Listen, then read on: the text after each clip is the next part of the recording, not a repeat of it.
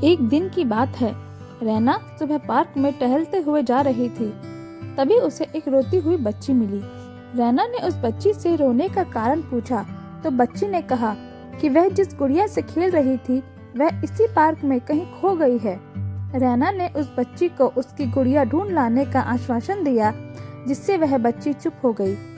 रैना ने गुड़िया ढूंढने के लिए समय मांगा और फिर दूसरे दिन गुड़िया लाने का वादा करके वहां से चली गई। पर गुड़िया ना तो रैना को मिली और ना ही उस बच्ची को।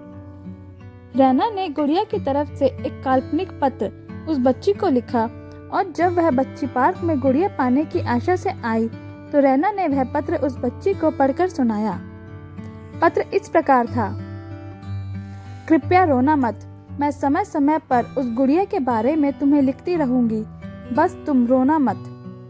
अब रैना रोज उस खोई हुई गुड़िया की तरफ से एक काल्पनिक पत्र लिखने लगी और लगभग रोज ही उस बच्ची को पढ़कर सुनाती, जो कि यात्रा का काल्पनिक वर्णन हुआ करता था।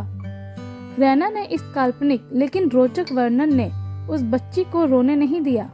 वह खुशी खुशी अपनी गुड़िया की घुमक्कड़ी के किस्से सुनने लगी और खुश रहने लगी। एक दिन जब काफी कहानियां हो गई तो रैना ने एक दूसरी गुड़िया उस बच्ची को लाकर दी। जाहिर है वह गुड़िया बदली हुई थी। उस बच्ची को अपनी खोई हुई पुरानी गुड़िया जैसी नहीं लगी तो वह रैना की ओर देखने लगी। रैना अनजान बनते हुए गुड़िया में चिपकी एक चिट को निकाल कर पढ़ने लगी। उसमें लिखा हुआ था, यह मैं ही हूँ, तुम्हारी वाली गुड़िया जो पार्क में खो गई थी। दुनिया भर की लंबी यात्रा की वजह से मैं थोड़ी सी बदल गई हूँ। बच्ची को इस गुड़िया और रैना पर विश्वास हो गया। वह गुड़िया को लेकर घर चली गई।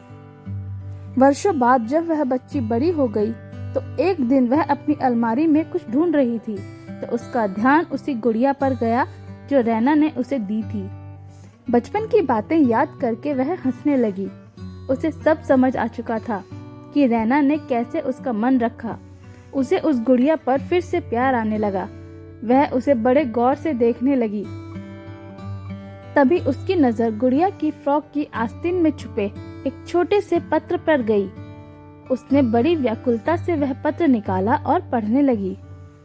पत्र में संक्षेप में यह लिखा हुआ था, हर वह चीज जिससे तुम प्यार करती हो कभी ना कभी तुमसे खो जाएगी और जो तुम्हारे पास होगी वही तुम्हारे लिए सच्चे रूप में बनी होगी।